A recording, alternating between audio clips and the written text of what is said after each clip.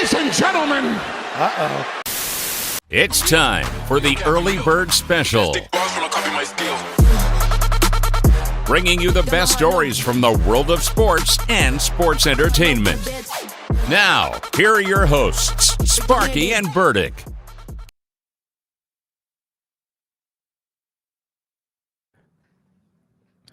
Well, good morning, Bakersfield, surrounding communities, and everybody watching online on YouTube. This is the Early Bird Special. I'm Chris Burdick. That is Sparky. Sparky, good morning. Good morning.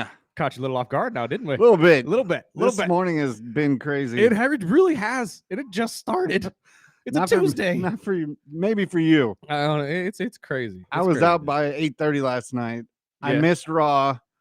I watched the recap this morning, but it's the first time since I've returned to watching wrestling that I actually missed the live event. Right. But we have a jam-packed show. We'll talk a little NBA like we've been doing. We'll talk a little Tyrese. Is it Palo? Palo.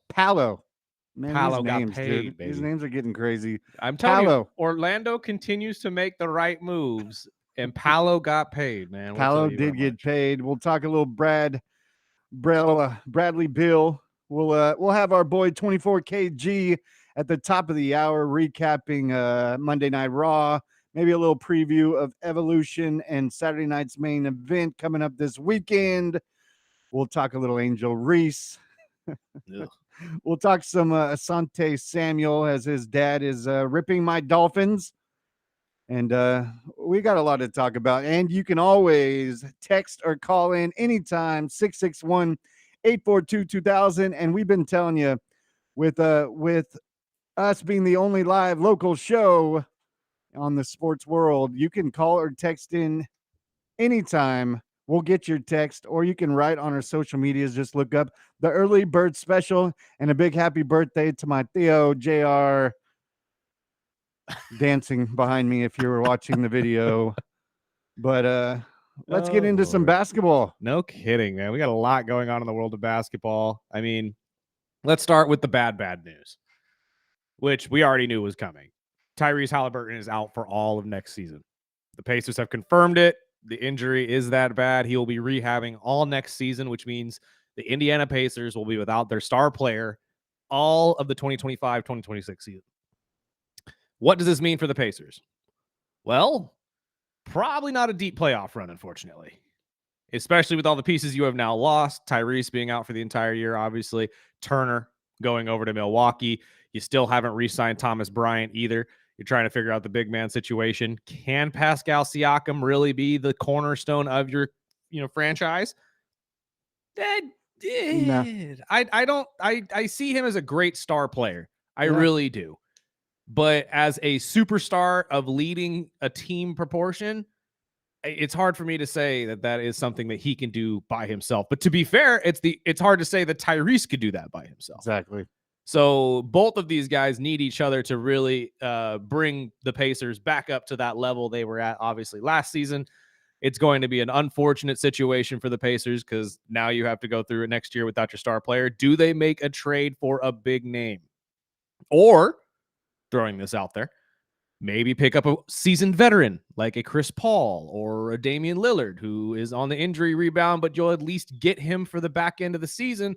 And if if Pascal can keep you in the area for the next couple months or the first couple months of the season, maybe you go that route and then you're right about where you were last season. I'm not exactly sure where Indiana wants to go with this. I know it's a great basketball state, let alone basketball city where they're at in Indianapolis. And they're going to be able to pull in a lot of different people to fill this void that they're going to have with Tyrese gone. But do you think anybody or any move, or can you think of any move right now that would make a difference for the Pacers? No. I think they're in some muddy waters. Yeah. I don't see players like Dame or Paul even looking at Indiana with the Pacers. I mean, with the deep run, making it to the finals, and with the East a little beat up. Yeah, I just don't see them as a spot where a veteran player would want to go. Personally, that's fair. But I mean, again, seeing the team go all the way to the finals last year has to mean something. That puts some merit into it. And if you're thinking about this, and again, logical, not necessarily business logical sense, in Chris Paul's situation, say he doesn't get an offer from anybody else that he wants to go to, but the Pacers call and say, hey, we actually need a point guard. Tyrese is out all year. We'd love for you to come and start for us. You wouldn't have to do anything in terms of earning that spot. You've earned it already. And then obviously you have TJ backing you up all season long. And honestly, you would be a 1-year rental anyway. Everybody already knows you have 1 year left in the tank. I think it's a good match. If he doesn't get the obvious, offer that he wants, most likely from LA or one of these other teams that is for sure competing for a title with a star.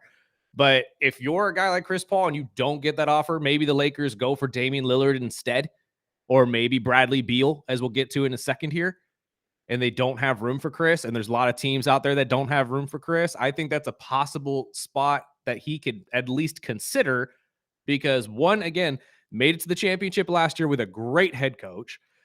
All the other pieces are there outside of Evan Turner. And if you can re-sign Thomas Bryant and maybe get another big man in there, I don't think the Pacers are really going to have a huge drop-off if they can get somebody to fill in that spot for Tyrese. And see the big one for me was Miles Turner. Losing Miles Turner, I think would have at least helped, especially with the big man. But a team that went a lot deeper than we expected. And I mean, I don't know, man. This offseason is going to be strange, right? Especially with, teams like Boston and Milwaukee not having Dame, or, the Knicks. I mean, I think the Knicks are on the rise as the Pacers are going down.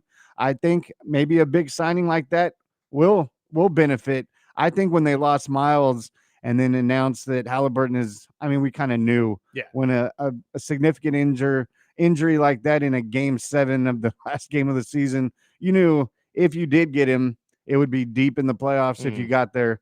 And I just think it's a big hit.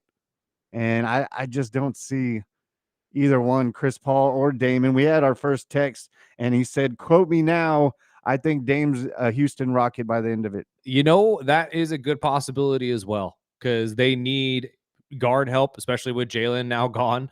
But Dame right now, I think, is all set around who is willing to put the money forward while he rehabs that injury, because he himself is going to be out for a considerable amount of time in the beginning of this season. So what you're signing is obviously you don't know if you're getting the Damian Lillard of old either, because it was a significant injury as well. I think Houston is making every move they possibly can to get to the championship, and they're making some great ones, especially getting guys like Clint Capella back on the team, who was a silent stud for them when he played in Houston a couple years ago. I don't know if Houston's going to have the cap salary to actually get it done. So we'll see how that works, or at least how that looks. I don't know if the Dame deal is going to happen anytime soon. No, probably not. Especially with the injury, you got to figure out where everything is headed, or at least, injury rehab wise, if it's going well as in any way, shape, or form. So that's why I feel like a Chris Paul situation probably would make more sense. And honestly, Chris Paul to Houston wouldn't exactly be a stretch either if he's looking to win a ring. But it's more, I think that you want to go to a place where you are going to get utilized and you're going to start and get good minutes. And honestly, with Tyrese being out for the whole year, I'm going to back that the Pacers might be a great spot for him. I'm just going to throw it out there into the ether and see if it sticks anywhere. Probably won't. God only knows. But we'll see how this all shakes up. The Damian Lillard thing is still a big question mark to me, though, because which Dame are you getting? Are you getting the Damian Lillard back in Portland, which highly doubtful?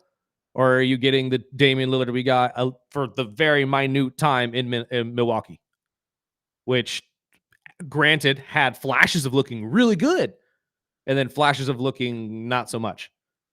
So and I could still see Paul being in California, whether it's the Lakers or I the think Warriors. that's where he wants to go. 100%. I could see him with the Warriors, with Steph and Butler and Draymond. I mean, that's a scary team. He kind of fits that scheme. Exactly. The more really I thought about it yesterday, I was like, damn. And honestly, not saying that Steph doesn't like to play the point. He loves the ball in his hand just like any other star does. But I think Steph is a much more dangerous player when you have him at a 2 and you have him running off screens. because he is the greatest shooter of all time. That is non-negotiable. And when you have him coming off a screen, especially a screen and roll where he's wide open at the three, you're going to win every single game. And Chris Paul's assist numbers are going to skyrocket. But again, it's really going to come down to who wins Dame and who now wins Bradley Beal. Because from what we understand, and we'll move into this story real quick, Bradley Beal and the Suns are working on a potential buyout since they can't really figure out a trade situation for him. This would essentially allow the Suns to pay, I believe, about $19 million for the next couple of years until his career or his contract's over. After the buyout and all of these contracts get figured out, because I guess Bradley has to pay in about $14 million back to the team in order for that to be a thing. And there are 4 teams right now that are serious suitors for Bradley, which are the Lakers, the Clippers, the Warriors, and the Bucks. Now, Lakers, obvious. They're looking for any kind of help that can potentially help Luka and LeBron get to a championship. Completely understand that. And honestly, wouldn't be the furthest thing I could see the Lakers doing is making a trade or making a move for Bradley Beal at a considerable amount of money, because they still have one of their veteran contracts that they can give to somebody. And Bradley's going to get paid already by the Suns, so I doubt he's looking for mega $1 million in this first contract, at least until that contract with the Suns is taken care of. And like we've talked about, it's really the Lakers are they're in a hold pattern because Really they have to sign Luka to their max and kind of fill in the spots after that. And unless you're willing to take a vet minimum deal, or a team friendly deal is probably a better way to say it, not vet minimum, it's going to be hard for the Lakers to be able to at least promise you a spot. That's where I could see Dame or Paul, just because one, Dame is already getting paid, right, and 2, Paul would probably take the minimum just to be there. Pay cut, yeah. And honestly, that's another good fit too. Well, I think that's why Bradley is on the board, though, because Bradley's in the same situation as Dame.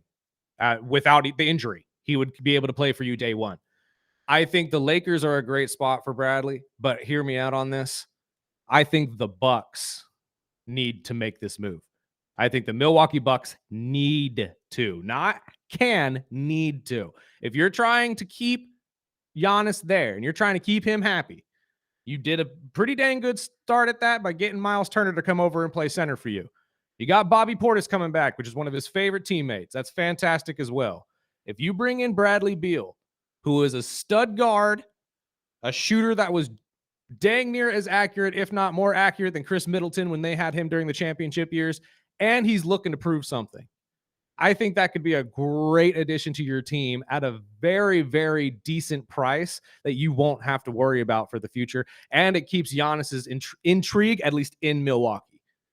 If you bring in Bradley Beal, I guarantee you right now, Giannis's entire mindset turns around and says, you know what? Does that make them the favorites? Big. The favorites? No. Because that'd be solid. That's a dang solid, solid team. That's a dang solid team. But favorites in the East? No. You still got to get through Cleveland. You still got to get through Orlando. You still got to get through a couple other teams. Boston still, although retooling, I'm not going to count them out for anything yet. See, Dame's been thrown in that one too. Exactly. And I just, as a team that could potentially make a run in the playoffs, 100% Milwaukee would be a contender, or at least a considerable situation for Giannis to stay, if you can somehow pull in Bradley Beal. But that's just my thought. What do you think? It's the entertaining part of the offseason, because players, a week ago we were talking about where's Giannis going, and if the Bucks can lock in a player like Bill, while still paying Dame and keeping Giannis, I love I'm not a big Miles Turner fan, but I think it's a good fit, and I love Portis. So if they can put that team together, I think that would be enough to keep Giannis. But I'm still wondering who is gonna just land in these spots, these puzzle pieces, because the Lakers, if they could bring in somebody like Dame or Paul, it's an upgrade. And if they're gonna be able to keep Reeves for the season, or they're gonna try to shop him and get what they can out of him while they can, and the Warriors. But when it comes to the East, we've talked about this since the end of the playoffs, is with all these teams a little handicapped with their star players, it's almost wide open. And now that the Knicks have their coach and they're starting to put things together, and if Dame, I mean, if I'm Dame, I would probably lean on Houston or See, somebody like that. Could that be a perfect fit for him too? yeah, absolutely. And I think they play very well to his style of play as well and how he likes to play basketball. That just run and gun, very fast and high scoring mentality, plus playing with guys like Kevin Durant has to be fun. But I don't know. The Knicks, to me, the jury's still out. I think that you took way too long on this coaching search. I love the Jordan Clarkson added or the other day, though. That was fantastic.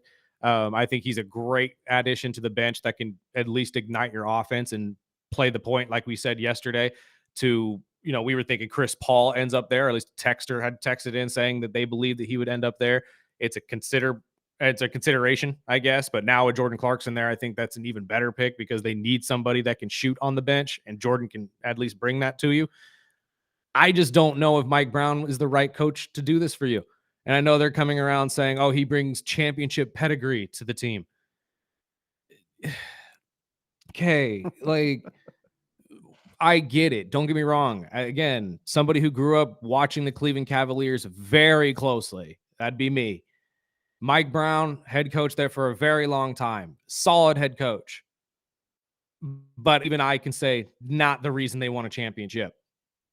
When they won with the Lakers, not the reason they won. It was not his coaching that got them there. I'm sorry, it wasn't. He has an incredible coach and has been able to adapt his game all over the place. But I cannot say that bringing in Mike Brown is going to make the Knicks a contender. I don't think Mike Brown is a better coach than Tom Thibodeau. I'm No. sorry. I do And not think that. if their defense takes a step back, I mean, that's Yes. what was keeping them in games. So, I mean, I'm still putting in up there in the top 5 of the East. It's just going to be, And who's going to land these final pieces. right. And hear me out on this because I've been thinking about this the last couple of days, but we all give Tom Thibodeau grief for the way he plays basketball. And I know it stems back to when he was the head coach at Chicago as well, where he plays the starting 5 entirely too much. I get it. But let's look back at those teams when he was with the Bulls and look at the team that he had with the Knicks. Was he really just not using the bench because he didn't want to? Or was he not using the bench because he wasn't confident in them? Yep. He didn't have trust in him.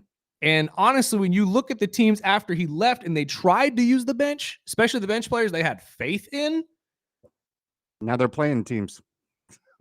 nowhere to go. Nope.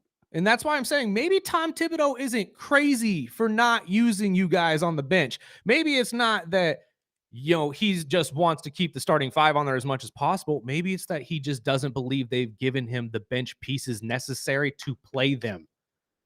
No one ever considers that.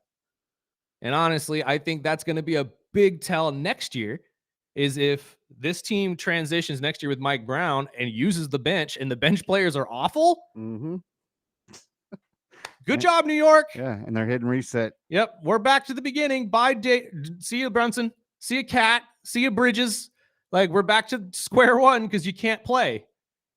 So I don't know exactly why that's never considered, but I feel like that needs to start being a talking point as well, as maybe the Knicks just don't have the bench. Never did.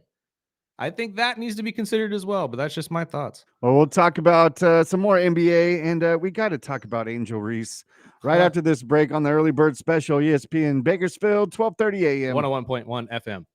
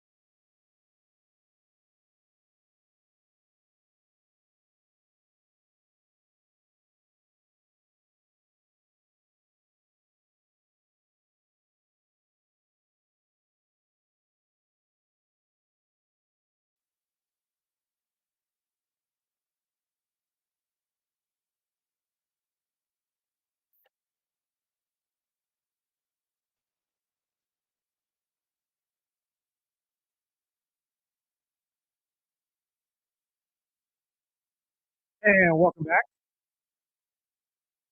This is the early bird special on 101.1 FM, 12:30 a.m. ESPN Bakersfield. And real quick before we shift away from the NBA, we mentioned it earlier, but the Orlando Magic have signed their star Paolo Banchero to a 5-year, $239 million maximum rookie contract extension that can also reach up to $287 million if with incentives, obviously. Boy got paid and well deserved. To be honest with you, the number one overall pick from a few years ago absolutely deserves this money. He has led the Orlando Magic in turning around this franchise into something that is a respectable playoff contender, I would say. And with the addition of Desmond Bane this year, you guys have heard me say it for the last couple weeks. I think the Magic are on the right track. I think they're headed towards the right area in the East, and with an East that's very much in question, like we said a couple minutes ago. The only team really coming back that's somewhat healthy that looks like a return to form will probably be Cleveland. And with teams like Boston and now the Pacers and many others, the Knicks, all with massive question marks above their heads, I think this is the prime time for Orlando and this Paolo Banchero led team to at least get to the Eastern Conference Finals. I'm not going to go crazy and say they get to the finals. Well, that was we had a listener text in. Do you guys think that he's the best Magic player since Dwight Howard? Ooh, since Dwight, that's probably fair. Probably. I mean, they haven't exactly had anything to really write home about since Dwight Howard, I would say. But still, I wouldn't necessarily put the two of them on a court against each other because Paolo can't hang with Dwight.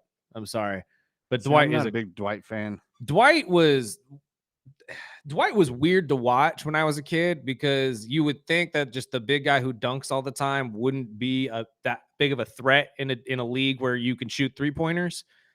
But Dwight just made it look easy. I think it just reminded a lot of people of what Shaq used to do. So everybody really just kind of got behind him. Plus, he had a really lovable personality, which helped a lot. And I just didn't like his style. Like Really? he would have a great game and then he would take a day off. That's And I fair. was like, all right, well, That's this fair. guy is not 100% in, but it was a different time. I think that it's a definite, big signing to lock him in. And I think what he's proven, I mean, he deserved the money. I'm just trying to think of players that could potentially be on that list of good players since Dwight. I mean, obviously the Wagner brothers who are on the team right now are pretty solid, but yeah, no, I'd say Paolo is definitely the most talented player they've had on the roster in quite some time. But can he get him over the hump? I think so. I honestly like the way he has progressed, the way this team has progressed. Like when you really look at how Orlando has built this team, it does. And I know I keep going back to this, but it's defensive oriented. They couldn't shoot threes. I understand that, but that's why they bring in guys like Desmond Bane and other pieces to potentially fix that situation. I think they were so focused on being one of the best defensive teams in the league that they forgot they need offensive talent as well. But because of how good they were on defense, they put up a fight all the way to the playoffs and in the playoffs. Now, turn that around and get yourself a bona fide scorer next to Paolo, and you have a bona fide contender. That's why I'm saying Eastern Conference Finals, 100%. Because if you really put the roster of the Orlando Magic up against, say, the roster of the Indiana Pacers last year, I'd say the Magic would put up a fight, at least put up a fight.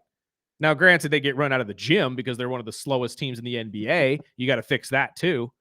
But I think with Paolo there, I think with Desmond Bane there, I think with the movement that they have been making, I think you're headed in the right direction. I think you genuinely are. Now, again, winning a championship, getting to the finals, stuff like that, like Dwight did, probably not. At least not this year. But in the next 4 to 5 years, absolutely, I could see them making a run for the finals. 100%. And Paolo is that talented. So we'll see what, development comes from this. My only concern is what I get with every athlete is when you get the bag, how, bought in are you? How locked in are you really? Because a lot of guys, when they get paid that first time, don't really live up to the money that you've been paid. So I'm now waiting to see, does Paolo actually live up to the money? Does he live up to the hype? I hope yes. As you just heard me say, personally, I believe he is good enough to put them over the hump or at least get there with some help. I just don't know if that's going to be this year. So I really think right now it's really Cleveland is the team yeah, to beat. And well, not going especially back to the after playoffs last year, but just going 60 into plus this. wins, man, that's Exactly. hard They're to still beat. Cleveland. But we'll take a quick break and we'll wrap up some basketball talk. And we've got to get into this Angel Reese. Real quick, I want to throw this out there to all of our listeners right now. Angel Reese is obviously ripping referees. That's what we're going to get into, which we'll have our thoughts on that in general. But she made the All-Star team. We talked about this yesterday about players who made the All-Star team that are head scratchers. Is that a head scratcher to anybody else besides me? Like Angel Reese making the All-Star team. Does that shock anyone else? Text in 661-842-2000. Love to hear from our listeners right now on how they feel on this, but we'll take a break real quick. Pay some bills. This is the Early Bird Special on 101.1 FM, 1230 AM, ESPN Bakersfield.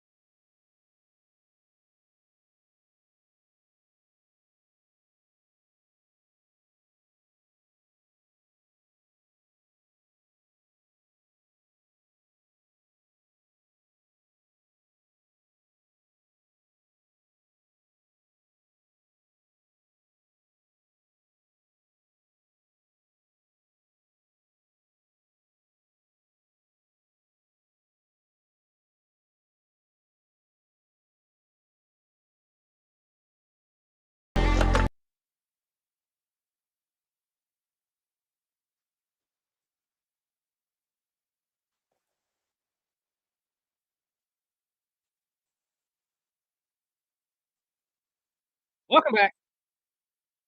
This is the early bird special. And the WNBA apparently now is joining every other league and complaining about their referees. No referee can ever win, man. No. You know what's funny? Just throwing this out there before we get into this. You guys realize we can't play sports without a referee, right?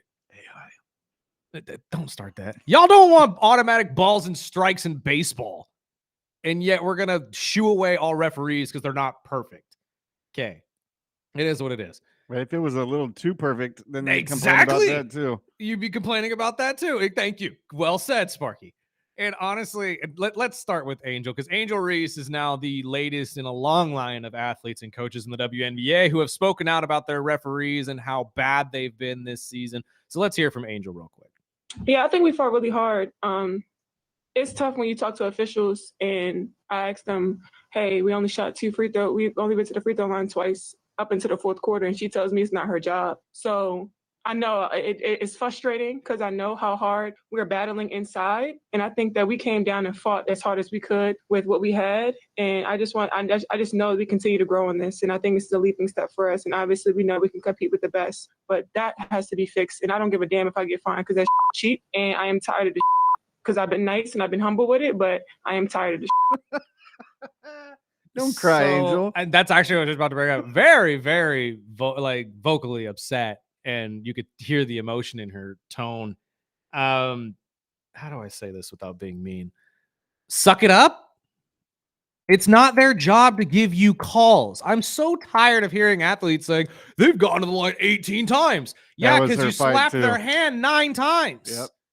That's on you. Their job is to call the call, not give you one.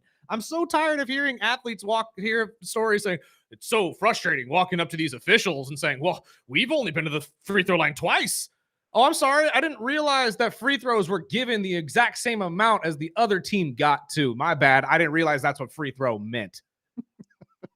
Well, see, you could tell the difference because just by watching, I watched part of this game and I've watched other WNBA games, and you could tell the difference between the WNBA and the NBA. 100%. But on one hand, you know, we've talked to Snacks, who is a referee, and he puts it out there flat. You know, I call the game like I see them. Yep.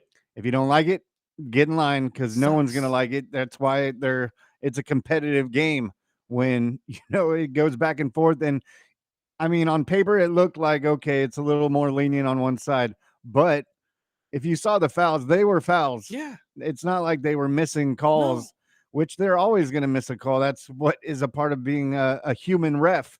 But my thing is with the NBA is different, is because they've learned how to force fouls. Right.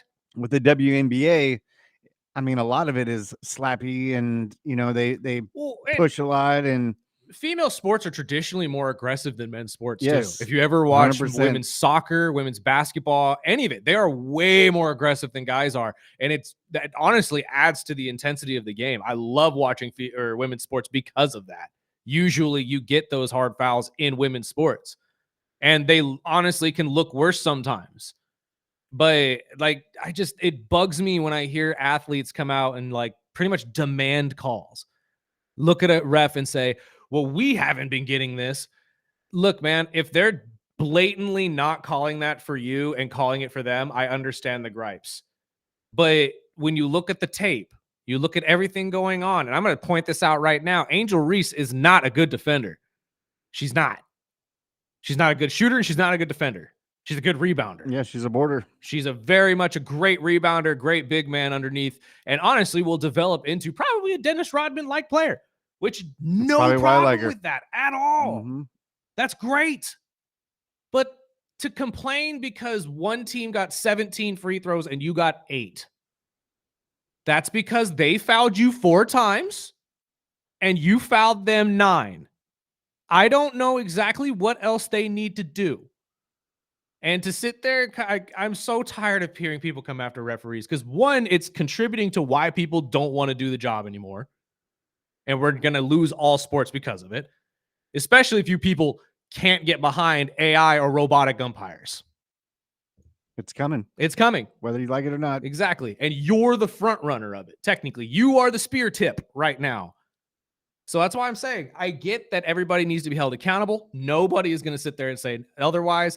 I say it all the time when it comes to baseball umpires. Some of the worst refereeing ever. Oh my gosh. Some of the worst ever. And it's because they have a union and they know they'll never get fired. But you still can't blame the referee, especially in basketball, for not getting to the free throw line. That's part of the game. If you're not getting to the line, clean up your game. Clean up your game. If they're getting to the line, clean up your Or defense. shake it off, like my dad would always say. Now, if it Shake is it off. blatant and there are clearly some irregularities, like if the Chicago Sky had 8 free throws and the other team had like 28 or 30, then we'd want to see the tape. Exactly. That's a little bit of a discrepancy. But 9 more free throws throughout a game does not warrant her going to the press conference, lack of a better term, throwing a fit and crying and saying, "I'm tired of this stuff," and I clean that up. Yep. Like, that's ridiculous. Well, I'm going to pull this question from Unsportsmanlike because they got into it towards the end of their show this morning. And the question is WNBA officiating holding back the league's growth, or is it just some players that are throwing hissy fits? I personally, it's more of the hissy fit side. I'm going to take the latter, but let's hear what Unsportsmanlike said. No, that's what they were saying. That was the question. I thought you had a clip of it. No, I took the question this morning and I was like, dude, that would be a good topic. Honestly, personally, I'd say right now, sounds like a little bit more of the players complaining. And they all thought it was the WNBA. See, and here's the thing. Why are we so quick to complain about the referees, and yet y'all are beating women up like Caitlin every single game? Yes. Every single game. Including Angel. Y'all are just bludgeoning her and a whole bunch of other players. Don't get me wrong. It's not just Caitlin getting that treatment. Angel gets it too a lot of the time. A lot of these rookies get it. I realize that it's the coming into the league situation and you have to learn from this.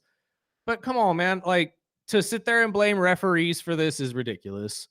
If it's a crazy discrepancy, if the Chicago Sky don't get any free throws called and there's like 30 on the other side, granted, 100% agree with you. That's ridiculous. There should have been fouls called on the other end. But don't go up to the referee and complain saying, "Hey, we've only been to the free throw line twice, and this is the 4th quarter." Drive the ball to the basket then, Angel. Don't know what to tell you. Try to get a foul called on him. I make my job easier as a referee. I don't know exactly what I need to do for you to be on the side of we just need to play the game. Well, going back to your question before we went to break, we had a texter that said Angel Reese 100% is an all-star. Do you think different? I personally think she's an all-star. Maybe not a starter, but... No, she's not a starter. She's on the reserves, which I completely understand. I could get with that. I don't know the WNBA nearly enough in terms of like names and star power to say that she doesn't deserve to be an all-star. I'm just curious because the internet is back and forth with this. Mm-hmm. The internet says, "Oh my God, I can't believe the me-bound girl got onto the all-star game." And then there are some like Sparky who says, "Oh no, she absolutely deserves to be there. She's a starter. She's a star on the Chicago Sky." So I get it. Personally, I don't follow her that closely. All I see is the highlights and what I've seen, obviously, from games I've been able to watch and catch. Rebounds. I mean, she's a solid rebounder. That's the best I can say about her. And I, again, fully hopeful she can actually turn it around in terms of offense. But from what I've seen throughout the season, at least from what I have seen, if that's your all-star, okay. Like, okay. I like the gritty players, but she's starting to pull me away with all these the complaining, and I'm like, come on. And that makes it worse, right? Because I mean, so worse. I know that it's super easy to just hate on somebody for complaining about stuff, especially when you're getting paid a certain amount of money to do what you want to do. In this instance, I don't think you need to be that emotional about it and then claim I've been real nice about this, but I'm tired of it, as if you're the victim. I'm sorry. So are you blaming most of your bad play on the referees? Are you saying that you've been fouled on all of these misses? That's why you missed. Because I'm a promise right now, your shots are not based on fouls. Your missed threes, definitely not based on fouls. The defense backing off of you, actually, when you have the ball in your hand, is not based on them fouling you. Because they know you're going to miss. Exactly. So let's not blame the referees for situations that potentially could be you. Now, The referee's not calling stuff. Again, that's up to discrepancy. You have to look back at the tape, which the NBA and the WNBA do after every single game, every single one. So if there are any discrepancies or some inconsistencies, they'll catch it eventually. But right now, I think the WNBA is just like every other sports organization. When calls don't go your way, athletes complain about it. That's just how it rolls. So I don't think it's really stunting the growth of the WNBA at all. I think the growth of the WNBA is solely based on your star power and how you're able to bring them up. So at that point, that's on you as the WNBA, not on referees. 100%. Let us know how you feel about that or anything with NBA or WNBA. We're going to get into Machado, and another player has been added to the home run derby. Yay! We'll talk about that and much more right here on the Early Bird Special, ESPN Bakersfield, 12:30 a.m. 101.1 FM.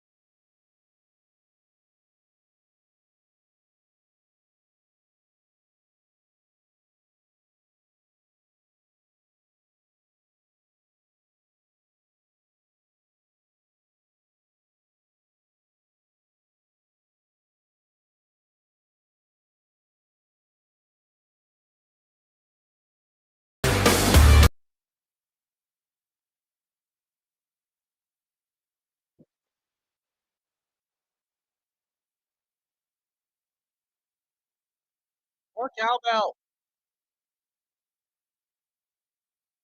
Wrong song, I realize. This is the early bird special. That's Sparky. I swear, I'm just still trying to wrap my head around this entire referee hate thing. I get it. Don't get me wrong. I've played sports my entire life. Sometimes referees, Usually do. but again, it's much like what I posed yesterday about the U.S. men's soccer team. Is it really that they suck, or is it that we're just salty we lost? You know what I mean? Now, don't get me wrong. The U.S. men's soccer team, that was a handball. I look back at the video and everything, and like that was a clear handball that should have been at least given us a penalty kick. But are we just salty? I feel like we're just salty. Much like Angel Reese. I think you're just salty. I think that's what it is. Definitely. So, It comes unfortunate. out. It's unfortunate. But I mean, this happens all the time. All the time. Let's get into something though before we get to our wrestling segment the week with our guy KG, who will be over video again, from what he tells me. What do you want to do? Run down Wimbledon real quick, since Yannick Sinner was dang near like minutes away from being sent home in the round of 16. And then he moves forward because of injury. And okay, so let's run down what actually happened yesterday real quick for those of you who are following tennis. Wimbledon 2025 obviously is in the round of 16. The number 1 seed Yannick Sinner defeats number 19 Gregor Dimitrov, who again had him beat in the first 2 sets. It was tied 2-2. Now, granted, Yannick did fall in the beginning of this and looked like he tweaked his elbow a little bit, but he continued to play. Now, Gregor on the other side was dominating, doing great. Aced him multiple times, threw up a great serve, and then immediately dropped to the ground with an injury to his pec. It was heartbreaking to see, because you really started to believe the number 19 seed was going to upset the number 1 seed yesterday, and he had to retire due to an injury, which allows Yannick Sinner to move forward. You hate to win this way. You do. And Yannick has come out in every media interview and has said, I do not take this as a win. Yeah. In any way, shape, He's or good form. friends with the guy. So. Absolutely. And you hate to win this way. But the number 1 seed lives on and continues on in this Wimbledon run, which he is still the favorite to win the entire thing. Just to look out like this yesterday, I got the notification that he was down 2 sets, and I immediately said, "Excuse me," and I switched over. I thought it was over. I thought it was done. I had to switch over. I was like, Yannick Sinner's about to get taken down. Wow. And I have a bet going right now, a friendly wager. Don't act like I'm betting with money. Doll it's hairs. A friendly lunch wager with a coworker here that Yannick was going to get further than Carlos Alcaraz. So I thought I was going to owe lunch. I really did. I thought I was in trouble. Well, lo and behold, somehow luck was on my side. And unfortunately, Gregor had to be retired yesterday. Other matches that happened, Novak Djokovic moves on, taking down the number 11 seed, Alex de Minaur. I believe that was in 4 sets. And I believe Blake Shelton, the American, also moving on, beating Lorenzo Sonego. He will take on Yannick Sinner tomorrow. This is going to be a very interesting match. I love Ben Shelton. I just learned who Ben Shelton was. Don't get me wrong. He has kind of grown on me in the last couple weeks to months. An American tennis player who looks fantastic. And we actually have 2. I believe Taylor Fritz also moved on and will be taking place in the semis. The quarterfinals. I'm excited to see this one. If Yannick Sinner bounces back, obviously, against the American, but there's a little bit of hope in me that America kind of pulls this off. What say you, my friend? I think Skinner pulls it out. You think so? I think that will just give him the fire he needed, because it looked like he was out. I swapped it out. I was like, it's over, especially when he was down 2. I was like, okay. And then I was prepping for the show, and I was like, how, what? And then I saw the video. It looked bad. Oh, yeah. No, he definitely just tried to put a little bit too much on that serve, and unfortunately his pec just couldn't hold up. It's heartbreaking though, because he was just a couple games away. And this is me saying, like, I was betting obviously on Sinner winning the whole dang thing. I still wanted to see him go down. It's one of those situations where it's like, I cannot believe this is about to happen, but it's gonna happen. And then, of course, like I said, the worst luck in the world for Gregor to just have it happen in this way. Hopefully he's able to rehab pretty quickly and bounce back into some of these major tournaments and maybe get his revenge on Yannick at a different time. Because I'm not gonna lie to you, if I am Gregor right now, next time I see you on a tennis court, boy, got you, boy. I'm whooping that. It's like, I should have beat you at Wimbledon. I knew I should have, but God said no this time. Something had to go down. So if you look at the women's side as well, every single match went down in 2 sets. Mira Andreeva beating the number 10 seed Emma Navarro. Iga Swiatek also pulling it off against Clara Tauson. The biggest upset of the day was Belinda Binick beating the number 18 seed Alex Dedrova. I'm butchering these names. I apologize. And then the number 19 seed Semensova beating Jessica Buenos Minoria. All of them too. The last one I'm awful at. I'm not even going to try. I'm a me. It's like hockey with me. Exactly. Like some of these names I'm trying. I apologize. I'm terrible with dialect at certain situations, but I try. I do what I can. But that is your rundown for the day. Obviously, we got a couple matches going today as well. I believe Carlos Alcaraz is in action against Cameron Norrie as well as Taylor Fritz. Oh, no, Taylor Fritz won today. He won in 4 sets. Fantastic. So the American will be moving on and will take place on the 10th. And then before we get out of here and take a break to get into our wrestling segment with our boy KG, there's a handful of football stories I want to bounce off you, my friend, because obviously we texted about them yesterday. Let's start with Asante Samuel Sr. coming out and pretty much saying that his son ain't going to play for the Dolphins. The Dolphins are solved. He's an idiot. Where do you think this comes from, though? Because obviously, let's also remember Dad played for the Patriots for a long time. Exactly. I mean, I almost agreed with him for a second until I watched the whole interview. And as much love, he's a real close friend with Jalen Ramsey. Yep. And so we saw, okay, well, that's the driver of this story. He was, calling Chris Greer, no backbone, and the coach has no backbone. He's soft with the coaches or with the players, and he's more of a friend of the players than a coach. And we've seen that in all sports. I was gonna say, isn't that like that's what people want now, is it not? Maybe that's just basketball, but I feel like if you can connect with the player, you can get more out of him. That's just my I think when process. It comes to the whole conversation is because he was taking a shot that they didn't have to get rid of Ramsey like that. I'm like, first of all, Ramsey wanted out, and that was a personal connection with him and the coach. That was a very vocal Had nothing to do with the GM. No. That's why they sat and waited until after the June 1st, even after July 1st. Where's the hate for the Chargers organization, who clearly don't want to re-sign your son? But I see Sam, exactly. And it's a lot of talk for a guy that is unemployed. So I know. I mean, I saw 3 other teams that were now thrown in the mix as the Raiders, the Vikings, and the Cardinals. We'll see. I know Miami's going to get a cornerback. Mm-hmm. I kind of wanted Samuel until his dad talked. And I was like, no, go ahead, pass it on. Just throwing this out there, though, we talked about this when it comes to representation. Maybe we shouldn't harm Junior for what Senior said.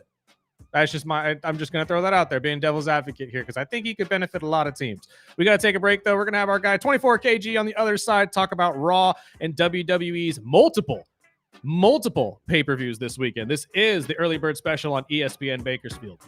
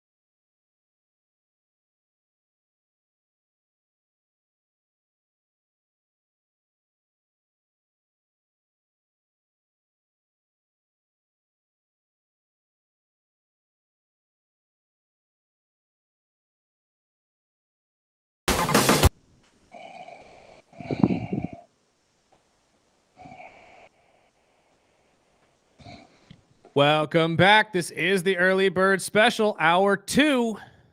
And on this Tuesday, you know what we got to get into. Our boy 24KG is in the building.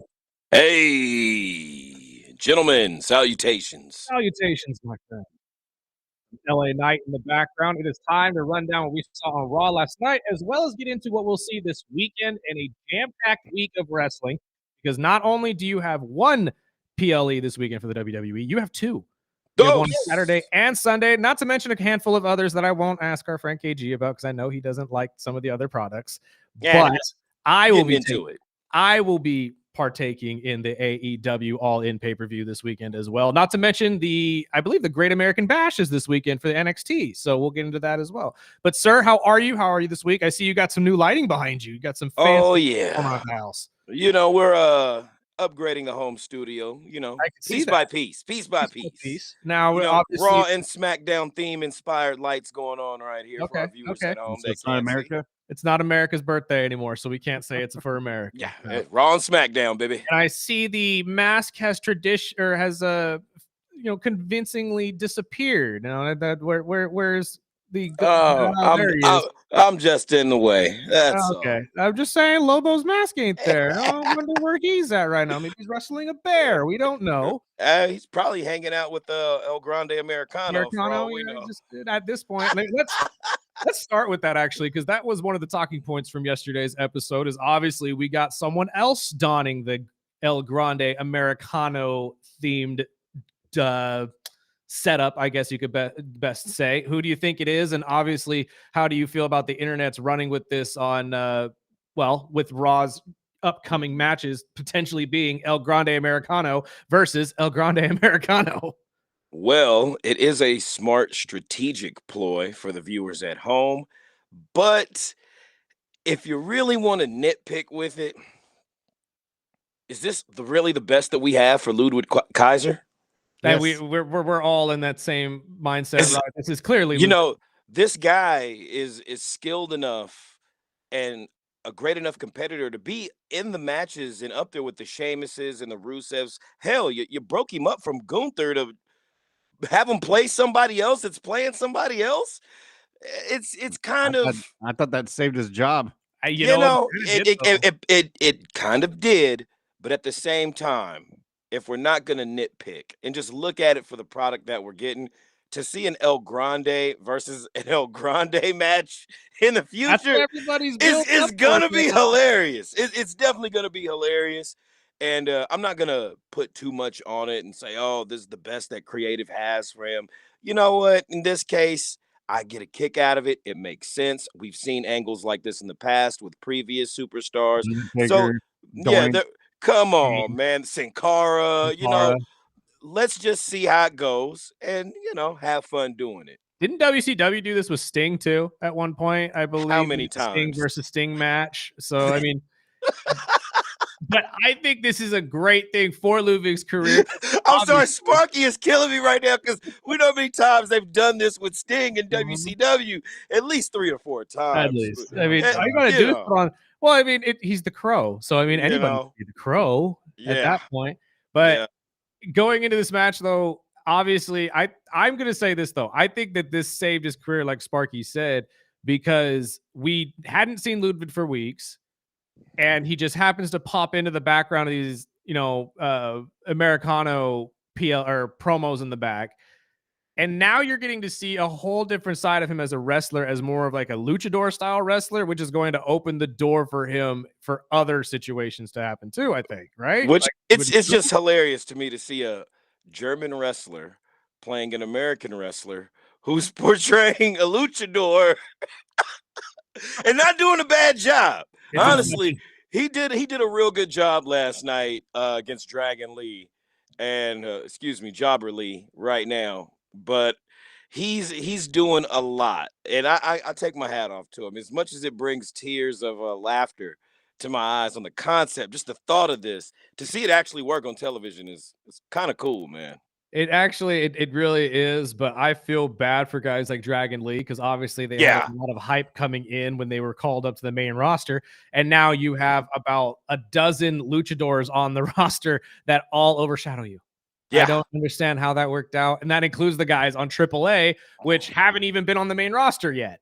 Yeah. Because if you're going to sit there and tell me Mr. Iguana's hype has died, no, it has not. You know, shout out to Corey Graves last night. I mentioned that Michael Cole dubbed him, well, according to an opinion from Conan, who's been in AAA for decades, as the WWE voice of AAA, which I was like, sensational. Honestly, you know? it would make a lot of sense, especially if you need a show for Corey. And obviously, McAfee's taking a little bit of a break right now. I think it's more of a breather. He'll be back with the show, I'm sure, in the next couple weeks. Right, college football starts. Probably. Yeah, no, I have to leave again for But Corey Graves is quite refreshing. I don't know if WWE will go back to a 3-man booth, but for now, I'm quite enjoying Corey Graves on color commentary. Because when they moved him to NXT, we were very vocal about being not very, happy about the move, and we thought that they should just have a 2-team thing with Corey and Booker or Corey and Vic.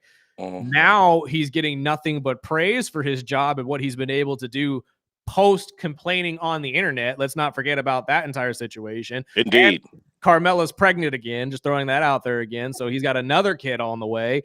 So I mean, see what happens when you give a guy a break. That's what I'm saying. He comes back with another kid. Okay. So how do you feel about this entire turnaround for him? Do you think he's kind of working his way back into the favor of the front office and potentially could be a Michael Cole for AAA?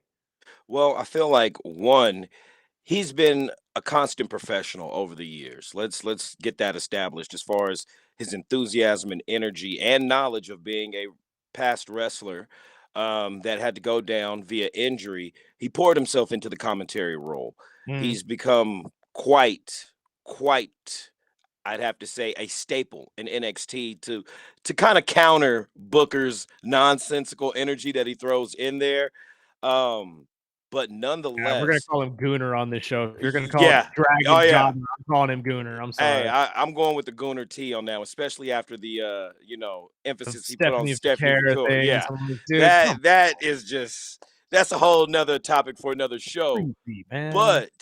But is it possible that Corey Graves has been so professional that he's been overlooked, and nonetheless Pat McAfee's sensationalism and popularity have overshadowed his actual skill set to where I think people have noticed that Pat McAfee is kind of more so just about popping Michael Cole and making him laugh here and there, when sometimes we need this brand to come off almost like how Joe Tessitore puts it, in a manner of very sportscast dialogue that seems big-ended, more so than just professional wrestling. Corey Graves gives you that. Well, I'm glad you brought that up, because my thought process, especially when it comes to the way they structure their teams on a media side of this, I agree with that. McAfee, in terms of being an analyst, not the greatest, but what he is really good at is the hyping. Like, he's really, really good at getting people excited. And what it really reminds me of is the old days of JR and King. Michael Cole is king. JR was always top. Oh my God! Spot on. Like, some great commentary here. Exactly. But you always need that. You need that guy that's just going to randomly pop out there and react to the crazy thing. And that's what the crazy thing is about these teams that they've built. Is that's Raw's team. SmackDown's team, if you listen to them, are very much more sports oriented. Tessitore is very it's like watching an actual sporting event. You have Tessitore, and then you have Wade Barrett, the former wrestler, who's also very technically savvy and loves to break down what you're looking at rather than just, oh my God, did you just see that?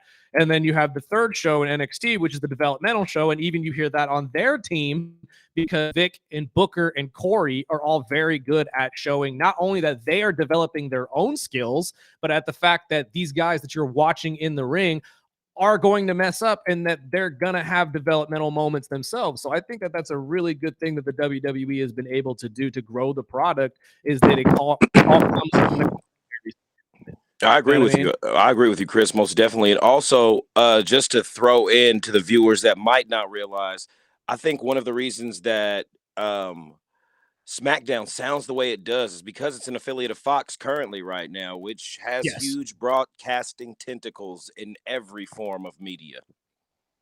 100%. And they will continue to do that. I mean, it's Fox Sports and that's what they do best. But that's why I agree with you 100%. It's the fact that that one's on television while Raw is traditionally on Netflix now for almost everybody. And obviously NXT is just on CW at the moment, but I'm sure they'll move up to some sort of bigger platform at some point once this product gets bigger. But I'm also glad that you brought up that Corey might just be somebody who's a victim of just doing his job entirely too well as a professional. Yeah, it happens. Because the next step of our conversation where I'm going with this is another man who has been very vocal about being too much of a jobber and too much of somebody who just bends over for the bosses and is now getting the pleas and the cries from the fans, as you saw last night. But Karrion Kross finally getting the calls from WWE. The rumors are that not only his contract will be extended, but his wife Scarlett's contract will also be extended into the next couple years. Do you think this means a push is finally coming for Karrion? And do you think it's coming at the expense of Sami Zayn? And I'll explain that afterwards. Well, yes and no. The yes, as in the push finally coming, it's deserved. You know, last night we heard the fans in the arena really chanting for "We Want Cross" during a segment that they ended up putting on their social media. Mm-hmm. It garnished more views and almost, it hasn't been 24 hours yet, almost than more of their usual segments from those clips. And he had a real Jack Nicholson type of shining energy when he said, "Well, you got me." Mm-hmm. And I was very happy to see that they acknowledged that. And nonetheless, the pop was as equal, if not louder, for when he hit Sammy with the pipe. Maybe Sammy has some time coming off. We don't know how they have him written or positioned in this storyline that's developing between Seth Rollins' faction and his own, ascension towards a world title shot. But implementing Karrion Kross as a speed bump for him, I think it makes sense. Mm-hmm. Now what are we going to do with Karrion Kross, who he's going to feud with after this? How he'll be positioned is questionable, but to at least see this acknowledgement happen on TV real time with the fans goes to show that WWE is listening more than people might assume. I have to agree with you. Spark, do you have any thoughts as well before I jump in? I'm loving it. I just I want to see Karrion against like McIntyre or somebody like that, maybe Orton. Yeah. Well, I'm glad you brought that up. Some established names would be nice to see. I know you have yet to watch the full episode. KG, I don't know if you got to watch the full episode, but here's why I think it's going to come at the expense of Sami Zayn. Obviously, we have built this Sami feud between him and Karrion for quite some time, including letting Sami beat Karrion at one point. And they have built Sami up to this main eventer, right? Mm-hmm. Last night, they shelved him. Sami is now out indefinitely after the match with Braun Breaker and being attacked by Karrion Kross with the steel pipe. So he is no longer going to be a part of the show for an indefinite amount of time. The first person that brought up his name afterwards was Braun Breaker. What are we going to do about Karrion Kross? Now we are going to get Karrion Kross most likely in the crosshairs of Braun Breaker and Seth Rollins' faction. And with the credit of taking down who I believe the WWE sees as a main eventer in Sami Zayn, I think this is going to be a straight trajectory for Karrion, at least into the mid-card conversation. If definitely not the main card conversation. And to do that, all he has to do is go through an entire feud with Seth's group. If Karrion Kross can walk in and say, "I tell the truth about everything, and you three aren't going to last. The three of you are going to tear each other apart. You don't like each other already. We've seen it last week. You yelled at Bronson right after you gave Bronson a microphone to tell everybody why he's in the group. And you had the audacity to go after him and say, you have to finish your job." And he just like he did with the New Day, rips that entire group apart. We get him skyrocketing towards the main event card. We get the Braun Breaker versus Seth Rollins feud, which is eventually going to happen out of this. Oh, we seen shades of that last night. Exactly. And I think this is all going to start coming to a head because, again, although a lot of hate comes towards Triple H when it comes to not pushing these guys, I do believe Karrion Kross is one of Triple H's guys. And I think at the end of this story, at the end of Karrion's story, which he mentioned last week, no one ever asked about his story. I think at the end of this story for Karrion Kross, you're going to see probably the greatest long burn storyline of Triple H's career. Yeah, he's been at it since the beginning of the Bloodline inception with Roman Reigns upon his return. Hourglass thing, and then they fell apart. Every single group that Karrion Kross has come in contact with has dissolved right after he tells them they're going to dissolve. And I think that's on purpose. Am I the only one that's really happy about this? Like the villainy that this guy has sprinkled over 5 years? I've been saying it for weeks, dude. You can go back in our clips. I mean, the Devil on Randy's shoulder clip that we made months ago. I've been saying this forever. Karrion Kross could play the perfect devil in the WWE. And I'm glad to see him beating these internet rumors of him, like his work rate. You know what I mean? That was, I don't know where that started. You know, whoever did that. It's one thing to get storylines or, you know, clickbait, but to attack somebody's work rate just for views, like shame on some of those hosts that created that narrative out there and the I don't even know if it's internet, the host, brother. It's the internet in general. I think that dirt sheet journalists and stuff like that looking for stuff just to when you're desperately looking for an answer and it doesn't make sense to you, you're going to cling to the first thing that does, which it's the easiest thing that people can think of. That's why I hate when I hear people say like, oh, they botched a move too much, or they don't take bumps. There's not a professional wrestler on the planet that doesn't take a bump outside of maybe Goldberg.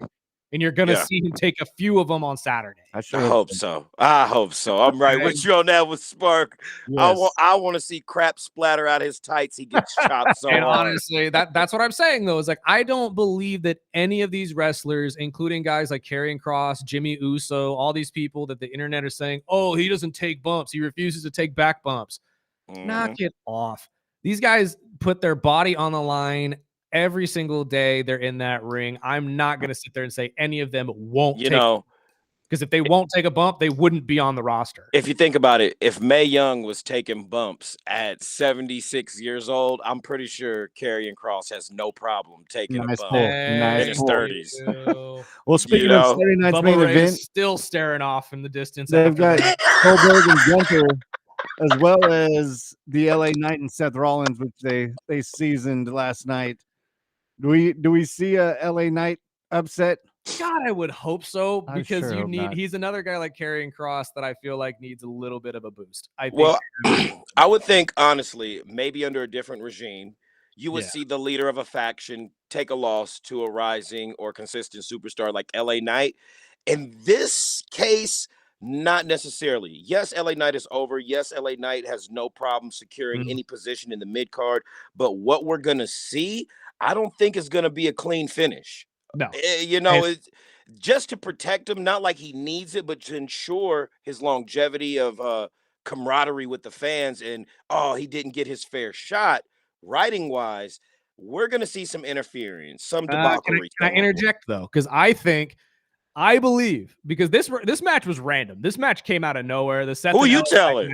Came out of nowhere, okay? I was like, okay, we're just throwing darts at the wall now. But like, it came out of nowhere. I believe this is the setup for War Games. I think this is going to be the first step in Team CM Punk against Team Seth Rollins at War Games. You're talking money. I think, especially after the interaction you saw last week between LA Knight and CM Punk. When the two of them looked at each other and said, you got in my business. Like, I don't care about your business. This is my business. I'm going to go handle my thing. The two of them don't hate each other and are obviously willing to get on the same page to end whoever they need to end. So I think you're right. I don't think this ends clean. I think Seth has the boys come out and probably manhandle LA Knight. And then to save him, unlike he was able to save Sammy, Punk comes out, intervenes, and then we get this entire setup of probably CM Punk, I would think LA Knight, Jey Uso, and a handful of two other guys against Penta. Seth's entire group. Yeah, Penta most likely on that group as well, of like the uprising superstars of the WWE. Maybe even Karrion jumps in as the fifth man for CM Do you think we get a special appearance from Roman Reigns, possibly? Well, that's what I was just going to bring up. They name dropped him. We got a text right when we started saying, when is Roman coming back and where do you guys see him? It could happen on Saturday. It definitely could. But it would be either Team Roman against Team Seth or Team Punk against Team Seth. And I think Team Punk makes more sense than Team Roman. Especially, it would be a great flip, seeing as how Punk joined Roman's team last time. It would only And make maybe sense to have Roman join Punk's team this time. that's entirely possible as well. I didn't really take that into consideration either. Maybe instead of Jay, they have Roman on the group, because I think Jay also is on his way, much like Sammy, to have a short rest after break. his long run as the champion. So I think that Definitely. we're going to see him take a step aside as well. But I didn't consider Roman jumping in on that team, though. That's a good pull. I think that's a possibility. Well, after they brought him up in the beginning of Raw last night, I was like, okay, Yeah. he's coming soon. Yeah, you don't drop wrestlers unless you know they're coming. And honestly, when Braun had his entire moment, he says, I can't stand his song and you guys singing it, and then he had that little crash out moment. Yeah, that was woo. Mess up thinking, oh, here comes Sammy. And no, and they're gonna let him continue on the mic. Okay, never mind. Like you know what? One thing I don't mean to interrupt, but honestly, what I paid attention to last night, after kind of watching it back and really taking it in, you've got Paul Heyman there, the greatest talker in the history of wrestling as of right now. Mm-hmm. You know, I get it. You don't want these guys to be background players. This is not a rehashing of Evolution where you just had Batista standing there looking like he could break you with his bicep, or Randy Orton, cocky and smug or whatnot, but almost the same as far as roles being filled. But allowing these guys to talk and get off to the audience, so to speak, really, like how you, by design, took all the words out of Seth Rollins' mouth. He didn't have to say anything other than welcome to the show. And what needed to be said, I think Breaker put the intensity stamp down on promos he's able to cut, his ability and just trusting him with the mic. And nonetheless, Bronson Reed isn't bad either. This was the first time I really got to see him talk. And being in that tree, because they give Rollins sometimes way too much time. You know, he goes on and on and on. No, no, Australian. Yes. Actually, no, New Zealand. He's from New Zealand. Yeah, he's actually from New Zealand. The first time last night was the first time I've seen him do an extended promo. Yeah. And I was like, damn, he's got an accent. Yeah, he is. Yeah, and he's really good, actually. Yeah, in MLW, he did a feud with Jacob Fatu, which was amazing. So if you guys want to go and look at that on YouTube, go right ahead. For reference. But and nonetheless, honestly, I was kind of impressed, you know, because at first I was like, you guys got Paul Heyman. Why are you doing this? And then once it sat on me, I was like, yo, that was pretty damn impressive. Right. And honestly, that's been a talking point from a lot of people, is that why do they not let Paul talk for this group? He's obviously the mouthpiece and he's the greatest at doing it in wrestling history. But I think it's because, like you just said, all these guys can.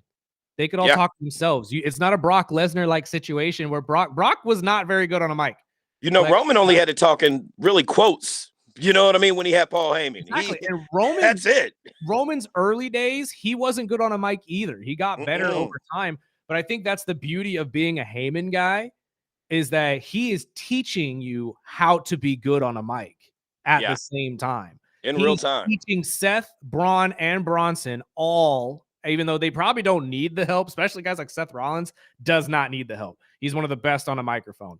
But if you can even have a month or two under this guy and learn the art of cutting a promo, can you imagine what Braun Breaker's promos are going to be like in about 3 years after this whole run with Paul Heyman are done? Can you also just factor in the fact that when Paul Heyman retires and they have him working a promo class at the PC? Oh, they probably already do. Can you imagine what that generation is going to be like? Dude, if there's anybody I'm having teach my young guys how to cut a promo, it's Paul Heyman. It's 1,000% Paul Heyman. But we're running out of time. We've got to get to Saturday night's main event and Evolution real quick. We talked about it last week. There's going to be the Women's Royal Rumble for the Evolution situation.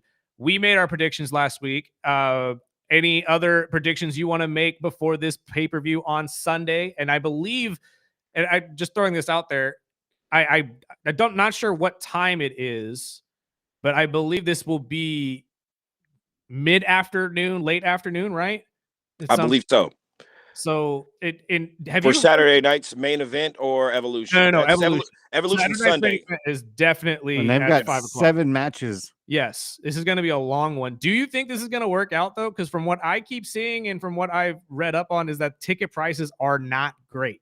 No, I hope it works, honestly, because sometimes, these shows fill up last minute, but there's a lot going on that day. There's an AEW pay-per-view. There's a Beyonce concert adjacent to the arena Yeah. that they're holding this women's wrestling pay-per-view in. There's a lot of things that could take away from the draw of this event that, you know, corporate needs to be worried about as far as that. But nonetheless, a successful show, yes. I think it's barely going to eke by, but there are going to be some future discussions about how they will present it in the future. Now, with Saturday night's main event, I just want to see Goldberg crap his shorts. Me too. I think that's That's it. everybody at this point. Yeah. And Evolution's at Piss 3:30. down his Yeah, down his leg, crap up his back, laying on the mat, looking at the lights, I like just what hope just happened. Gunther gets him for a while. I hope he beats him for 15, 20 minutes. Is it weird though that this is essentially just Saturday night's main event is an all male PLE now, and if Evolution's an all female PLE now? Oh, I thought you were going to say it's elderly abuse because of No, Goldberg's it is elderly age. abuse. This is Yeah. you are going to be witnessing elderly abuse on Yeah. Saturday, 110%. And what's Yeah, the no. other match? We've only got 3 matches for So Saturday far, night. they've only announced 3 matches. You're So going to get McIntyre one and or two Orton on most likely SmackDown. Friday. Yeah, Yeah, I hope we so. got McIntyre and Orton, which is going to be a great bounce back for Drew McIntyre. I Definitely. cannot wait to see him back in a ring. Obviously, we talked about Goldberg and Gunther, which everybody's hoping Goldberg just gets sent out on a stretcher. And then the Seth Rollins and LA Knight match. Which other matches do you think we should see on Saturday? We should at least get some type of I think update. Kerry deserves a Yeah. match on Saturday night. And Yeah, I think we we'll should- get the Fatu and Uso against Solo and JC, or maybe one of the other guys. Tala Tonga and Exactly. Tongaloa. We might get what's the other one? Oh, That one, he Tama might come Tonga. back, So hopefully hey, I also found out what my what's that MFT stands for. MFT. Oh, his the right hand man with the actual term. Well, is? no, it's actually my family family tribe? tree. Yeah, my Yeah, family tree, so it doesn't, the whole feud that they had with the Ulafala and whatnot, so they don't encroach upon how important that was. I believe this splinter faction, we're no longer going under the bloodline moniker. It is now the family tree. So Honestly, that fits better, to be honest, especially Definitely. after the situation that The Rock and all them did a couple years ago for WrestleMania with the big old family tree and everybody. yeah, they're a rogue Samoan branch. It's makes quite a lot nice. of sense. And honestly, again, I'm standing by this, but Solo Sikoa as the Samoan Godfather just works.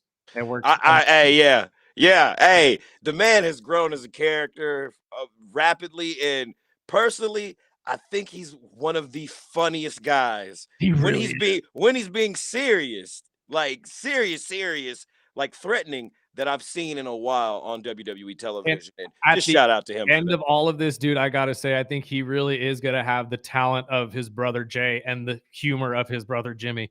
And Yeah. this is gonna be the best of both these shows. It really is, dude. Like, I think Solo has a very, very bright future going forward. But before we let you go, sir, you had some homework to do over the week. We Yes. chose our female for the LFG champion, and you got an extra week on us. Mhm. So have you made your decision who is going to be your women's wrestler for the LFG champion? Nah, I'm not interested. What? I'm just gonna keep my eggs on the Holyfield kid and my eye Look on Shiloh. fantastic. You know what I mean? Like, seriously. Those two's match, dude, this past week on LFG was fantastic. I think you're onto something, though, dude. Elijah, Evander's son, he's a natural, dude. He is a genuine natural in He's the a beast. ring. He looks like One a thing. monster. One thing I do want to say that surprised the golly hell out of me is the return of BJ Ray on Bubba Ray's team. Oh my God. Hey, LFG is cooking, though. Hear They me know out on what's this, up. though. I give Drake Monroe, who is the boyfriend of Roxanne Perez and is a wrestler in his own right, fantastic wrestler. I cheered when he did that. Yeah. I'm not gonna lie to you. When he stood on business. Down to his two guys from last year, and he said, "You ready to do this again?" I'd be like, nah. Yeah. You chose Yeah. that kid over me last year. Choose And him look again. what he did. Look what he did to Yeah, you. he didn't win it. He didn't win. You Jack Diddley. You would have chose Yeah. me. You would have won, but no, you chose him. So choose him Yeah. again. That's Hey, why I honestly was like, now I hope standing on business don't come back to bite him in the butt. But I'm saying good for him. Good no, for no, dude. him. Learning from the greatest big man to ever step foot in a ring in the Undertaker. Who Ain't wouldn't? no way Drake Monroe is gonna it made a wrong decision in this situation. Come on now. Undertaker's team is looking is pretty stacked right now. And also, I gotta throw this out there just because Shiloh Hill scared the crap out of me, but I was very, very worried. If you haven't followed Shiloh Hill on social media, I've been telling you guys for weeks that he has this entire run with the dark web that he does, and he was It's doing great. It's great character work right with now. the Schumann. There's this really weird story that he's been in the middle of, and they sent it took a very dark turn yesterday when he gave us an update, and he actually said, "I'm ending the series. Like, this got way too real for me." So there was a moment where I was like, "Oh God, is Shiloh gonna have to like go into hiding because he messed around with the dark web too much? What's going on?" He Hey got man, bloody boots, dude. Bloody boots with the phone of the guy he was texting. That's wild. That's some yeah. horror movie stuff right there. If not, nonetheless, a way to end the series on a cliffhanger that has everybody like, oh my God, he did this so well to where it's like, that's what the company looks for. You to generate interest outside of just being Well, not on even just that, camera. dude. It's an invested stake in your character, which I think he's Imagine doing a this great job being of. Imagine this being the start or a promo for a found footage horror movie that he's a part of.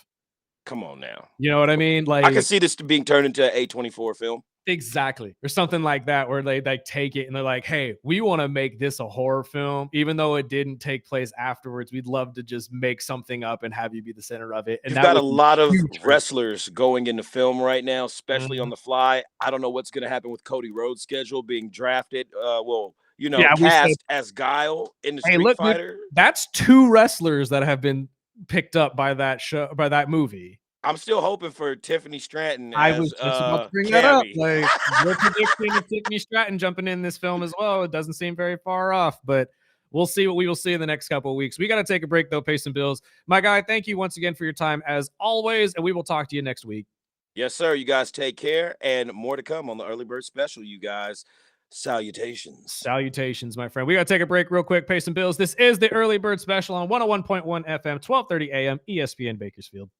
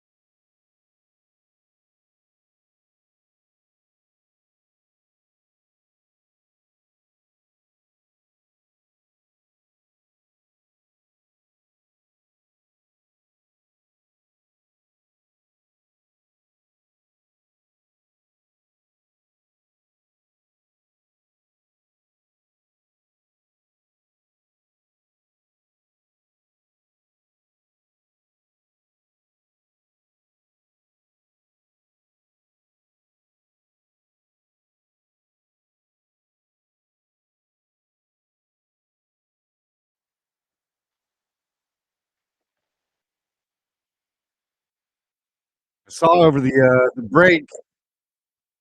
We've been talking about the burglarizing of athletes' homes. Seth Rollins and Becky Lynch's home was burglarized around 3 a.m. Right after Raw. Are you kidding me? Yep. You were in Rhode Island in your house. Look, I'm first off throwing out what I always throw out in this situation. You have enough money to pay for security. Pay for security. And two, at this point, man, we're gonna have to start wiping athletes like homes off the map, or they just got to be in like specific gated communities because they are clearly being targeted. I mean, I'm glad you brought this up because there was a story that I wanted to talk about when it came to Joe Burrow, because obviously this quarterback show has started today, or starting today. So you can go tonight. check it out on Netflix. And Joe Burrow, Kirk Cousins, and Jared Goff are the focus this time. Joe was able to explain the whole Batmobile situation and how his recent burglary of his house kind of altered that plan and made it so that he would make sure the Batmobile, wouldn't be seen at his house, essentially, just to stave off some more future burglars. Man, when you have to live your life like this, it's got to be stressful. And that's why I'm saying that, like, I can't understand why these athletes, at least now, don't get some sort of security for their home. Like, at this point, if you haven't learned the lesson, I don't know what else you need to see, dude. Like, you don't even have to be a star player. As long as they know you're on any kind of sports organizational team, they're going to target you because you have money. You can make thousands of dollars or millions of dollars. It does not matter. I'm just hoping Rue wasn't home and they didn't. Yeah, Rollins said nobody was at the house. Thank God that the alarm went off, and after seeing some camera footage, he was the one that called 911. Good. I mean, again, it's a situation that hopefully nobody has to live through. But if you have the money for it, buy some security. Pay some security firm to have a guy somewhere near your home. Like, I don't know exactly how to make that work, but I know that's a lot of money too. So maybe that's just too much to ask for. But if you're an athlete right now and you can afford it, I think you have to have some sort of security, because these people are just clearly figuring out where all these guys live and just targeting them. And I would not be surprised if I'm sure it's not one group, but it's probably a like 2 or 3 different groups that do this. And it's just an organized thing. No arrests were made, but they are investigating. Yeah, it's way too circumstantial to me. Like, I don't see this uptick as something that just is happening. Like, I think somebody had a plan. Well, they know your trips. Exactly. And they scope you out for weeks beforehand just to make sure that you're not going to be home. And I heard the Burrow interview, as he was saying that it's always somebody inside, somebody that, whether it's a cleaner or, a maid, it's always something to do with a family member or somebody, a family of a worker. And I guess maybe that's why you don't have security. Maybe, I think that's why. Maybe you just don't trust it. Maybe you don't trust anybody coming into your situation, which I guess I could kind of understand. But that's what I'm saying, though, is that this is the only logical deterrent that I can think of, is you're going to have some sort of security on hand, or literally have the cops on speed dial, because it's going to keep happening, especially if they know where you live. I'm surprised that they waited until they was in Rhode Island, because weren't they overseas? Yeah. And again, I'm sure there's a lot of technicalities, or maybe they had a babysitter or something when they know they were going overseas and they were just going to be gone for a day, and because they were going to Rhode Island. I don't know. Like, it's still just a situation where it's stupid to have to really worry about. Exactly. Because when you're an athlete, you're going to be gone for multiple days at a time. I mean, some of these guys are getting their house broken into with family still there. Yeah. Like, come on, man. Like, I know times are tough, but for you to scope out someone's home and break in when someone's there, that's not only stupid, but just, I can't wrap my head around why you would even think that this is a solid move. Like, I really don't. But I stand by my statement. Get some sort of security for your house, whether it's an alarm. Obviously, Seth had an alarm, so that's a good thing. Or literal physical security, someone at your house watching it 24/7. That's what I do. I do that for my grandparents all the time. Anytime they're out of town, I go to the house and I stay there. Why? Because I know people are scoping out homes, and I know the minute they see somebody not at that house for over a couple days, boom, breaking into it. And I think that's just where we're at in society, is that you got to figure out some way to protect your stuff. And some side baseball miscellaneous news. Padres star Manny Machado notched his 2000th career hit Monday night. Dodger fans are pissed this morning. Absolutely livid. Look, man, he's still one of the best third basemen in the game. You can hate on him all you want. I've never had an issue with Manny Machado. Is he a Hall of Famer? Or is he still needs that signature postseason? I think he's one of those guys that needs a signature postseason. Not that he wouldn't make it. I don't think he'd be a first ballot for sure. Maybe like a couple ballots in, they could convince somebody to say, all right, maybe we throw Manny in there. But I think he's a guy that definitely needs a some sort of ring or a deep playoff run to be considered, multiple, if not. Because, I mean, when you really sit there and think about it, there's not a lot of guys where you could just say if they ended their career today, they'd be a Hall of Famer. I think Rich Eisen was talking about this exact topic, I think like a couple weeks ago, actually, that maybe there's like 4 guys in the MLB: Aaron Judge, Shohei Ohtani. I think Mookie Betts technically would be on that list. I think Freddie Freeman would be on that list. Like there are a handful of guys that you could say if they just dropped the glove today and said, I'm done, they'd be a Hall of Famer. I don't think Manny Machado is one of those guys. Probably not. But 2,000 hits is a definite good step forward into that category. And he hit a homer later in the game, putting up his career 357 home run. Ooh. Only the 12th player has ever reached 350 homers and 2,000 hits by the age of 32. See, and this is what I'm saying. Like at the end of his career, sure, 100% Hall of Fame. But right now, if he dropped the glove and said, I'm done playing baseball, I'm over it. Not there yet. Not there yet. I'm sorry. Like at least not a first ballot guy. Not to me. But I mean, maybe I'm wrong. Maybe you guys think differently. Text in 661-842-2000. I highly doubt we're going to get anything positive in terms of Manny Machado being in Dodger country. Not in Dodger country. But what do you guys think? Do you think Manny Machado is a potential Hall of Famer? He did play for you for a short, duration. Just throwing that out there. You may hate him now because of the way he left, and I completely understand. But I'm just saying, the guy's got the stats to back it up. It's Manny Machado. He's been a stud since he came into the league, so it'd be hard-pressed for me to say that he's not going to be a Hall of Famer at some point and in his lifetime. But the other baseball story we got to get to, since we were talking about it yesterday, talking ill of it at least, the Home Run Derby has found a 4th batter as Byron Buxton has decided he will put his hat in the ring, which is a great sign. Love seeing this for Byron. Love seeing that we get some sluggers into the Home Run Derby. Still need 4 more, though. Still need 4 more guys, and you need to impress with these last 4 guys. The first 4 I can live with. You got Ronald Acuna Jr., you got Byron Buxton, you got, oh, Lord, now I'm drawing a blank on the names. Why am I drawing a blank on the names, Sparky? Cal, Riley, thank you, from Seattle. Yes, and so you're sitting there with some solid picks. I still think Cal is my favorite, obviously, being, the number 1 home run hitter right now in the entire majors. I love Ronald Acuna. I do, but I think Cal has a little bit of an edge in my opinion. I still think you got to find a way to somehow convince guys like Kyle Schwarber to come do this. I know they've already vocally said, nah, I don't want to do it this year. Pete Alonso being another one said, no, I'm out. You got to do something. I don't know what we can do. Text in on that too. 661-842-2000. I know a lot of people gave me grief for my thoughts yesterday about bringing in the Savannah Bananas into MLB All-Star Weekend in some way, shape, or form to increase some viewership, at least from younger fans. What are your guys' thoughts on getting these guys into the Home Run Derby? What do we need to do? Does it need to be cash considerations? Does it need to be a benefit for their team? Maybe it's something like they can add on a couple home runs onto their total during the season. Or non-profit donation, something. Yeah, a non-profit donation. What needs to happen to get these guys to get pulled into the Home Run Derby? Because 4 guys right now on the list, solid guys, I grant you, but we're still missing the big names. We're still missing Aaron Judge. A week away. Yes. We only got halfway filled. And it's still, to this day, the most exciting thing about the All-Star Weekend. And without the Home Run Derby, I'm going to tell you right now, you think the viewership is low now? Imagine what it's going to be if that thing's not even a part of the All-Star Weekend. You're not going to get anybody watching except for very, very traditional baseball fans, which, as Sparky, highlighted yesterday about his own watching habits when it comes to baseball, not a lot of us left. Not a lot of us left that'll sit there and watch all 162 games. I'm still shopping for a team this year. I'm sure you are. Have you made any headway on that?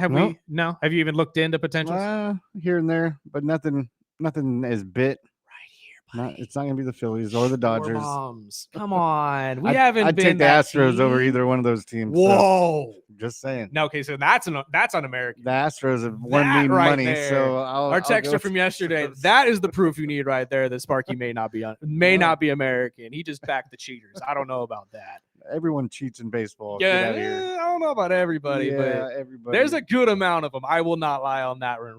I'm still not really sold that rosin bags should be legal. Let's take a break real quick, pay some bills. On the other side, before we get out of here, I got to get into this entire quarterbacks thing with Kirk Cousins as well. We mentioned Joe Burrow on one side. Kirk Cousins has come out and said that he feels a little misled about what the Atlanta Falcons told him when he signed with them, and that he probably would have re-signed with Minnesota had he known that he was going to have somebody drafted right behind him. Oh, sorry, Kirk. We'll talk about that on the other side of the break. This is the Early Bird Special on 101.1 FM, 1230 AM, ESPN Bakersfield.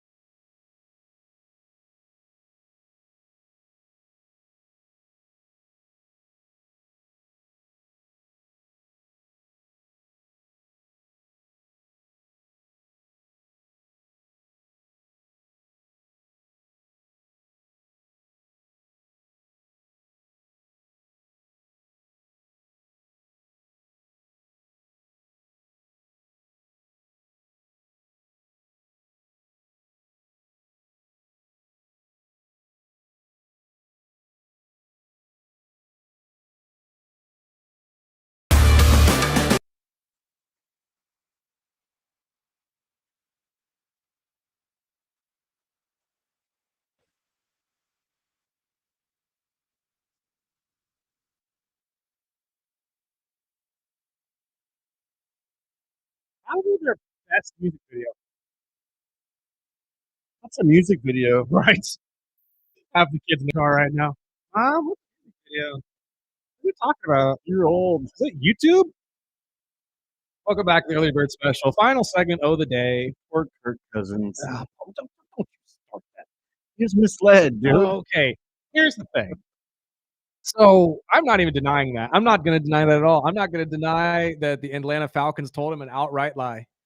Because I'm going to tell you right now, probably when they signed him, they probably had no intention of signing or picking up Michael Penix. They probably had no intention of him even falling to them at number 8. But because he fell to them at number 8, they said, oh, we are not passing on this. There's no way. And I don't blame them at all.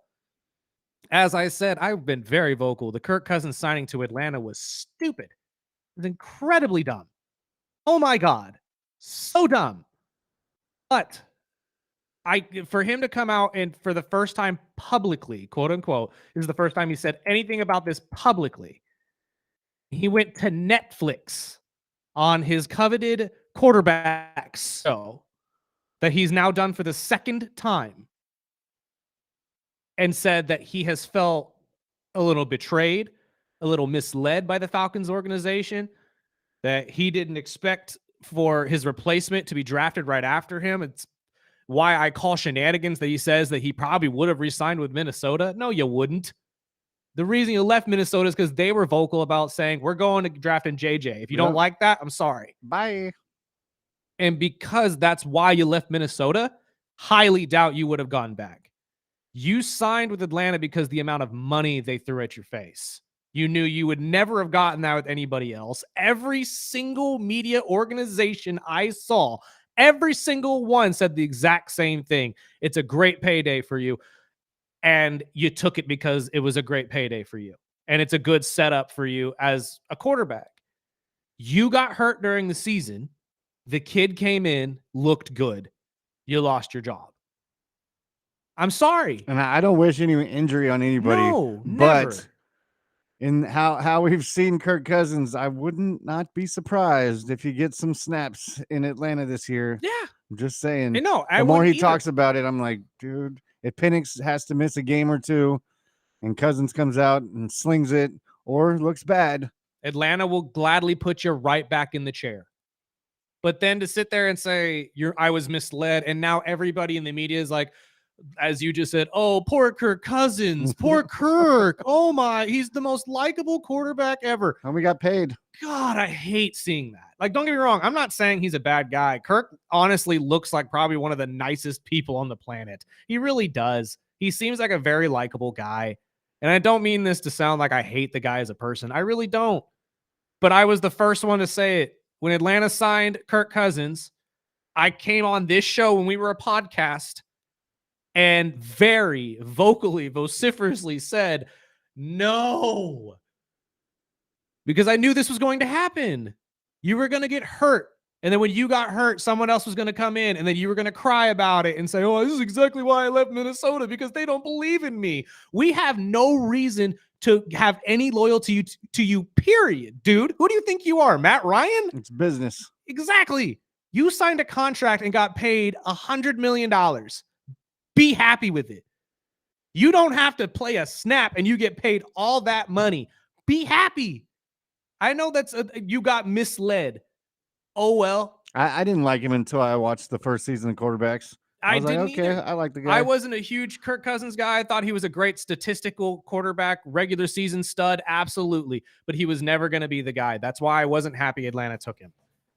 But to sit there on a docu-series and pretty much try to play the woe is me card, here's my here's my violin. Well, you can catch that tonight. Season 2 starts. Oh, I'm going to try to cut the audio for us tomorrow. And our last text says, Burdick, no. Savannah Bananas, no. I'm sorry, traditionalist, but it's possible to happen. And I don't think I'm the only one who thinks this. I think there's a lot of baseball fans out there that actually would not be against seeing the Savannah Bananas or anything like that in the All-Star weekend. But that's just me. But we got to take a break for the rest of the day, obviously.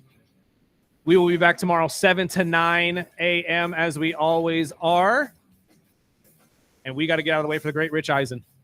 This has been the Early Bird Special on 101.1 FM, 1230 AM, ESPN Bakersfield. Sparky, let's get out of here.